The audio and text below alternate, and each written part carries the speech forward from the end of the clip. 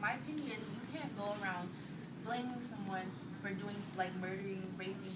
Okay, yes, you have documents and proof, but then again, you can't go off blaming somebody unless you have like the exact proof who did it and like I understand the reason it was gold, but you can't. But then again, sorry, you done? Okay. You have to think about it though. I mean, we're not just talking about like he shoplifted or did something. He murdered. He took away a person's life. He killed a person. He killed multiple people, not just one person. He raped. He took away a person's like purity, a person's innocence within like minutes. You know. So it just really it depends. Like we're not just talking about some light little case here. We're talking about a big deal. A guy that did a lot of really bad things. But right off what you said, kind of like proves what I was thinking. It feels like no one is thinking of innocent until guilty. In everyone's minds, he's guilty until innocent. And that's exactly why I don't think the defense is having any chance of winning right now.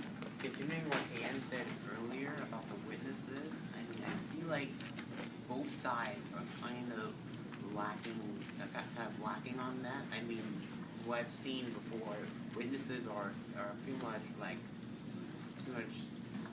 the little boxes of evidence. If you want information, you truly ask them. And from what I've seen from the prosecution, they did well in question, but at the same time, it's like they're like asking, giving arrest and asking again. No, don't bombard the witness with questions.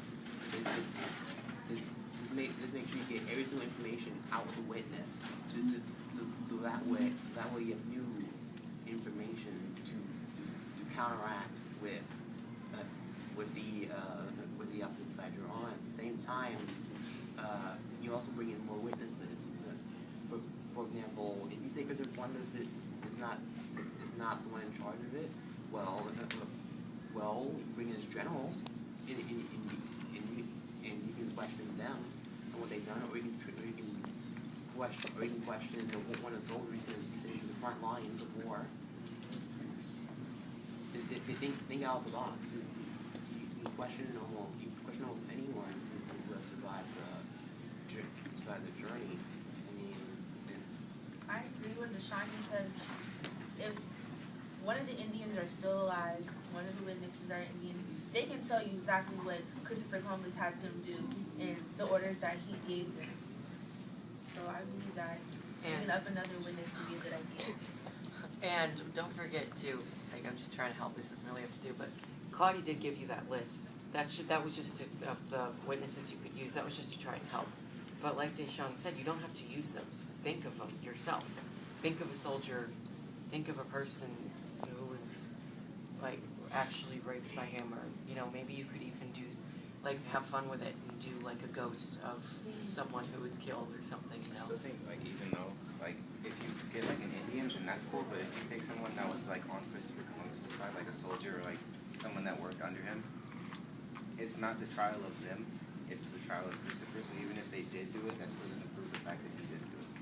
But you have to think of it like it's basically like a little tree. Like Christopher's on the top, and then like his men are on the bottom, and there's people in between those, and you have to pick who do you think saw the most action of these counts. Who do you think actually really knows what was going on? Who saw the most. So you have to think of it like that. I think that. Well, I just thought that since Christopher Columbus was leader, that since he did it like however many times he did, that they would do the same thing because he's doing it. They're just following him. I don't think that they made their own decision to do it. I just think that since he did it, they're doing it too. I think that we should see a witness that was following in Christopher Columbus's shoes, or a person that was listening to his orders, to see what they were told to do and see what commands that they had to do. If they were allowed to kill from Queen Isabella, or if they were just doing it for the cause of trying to get what they wanted. So I think we should see a witness that followed in Christopher Columbus's shoes. and that's why I suggested a general or an admiral most always listens to the captain's orders. They're always the captain's right hand man.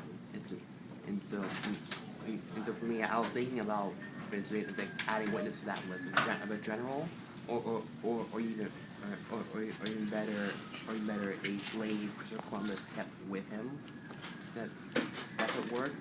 And I mean also him too, and that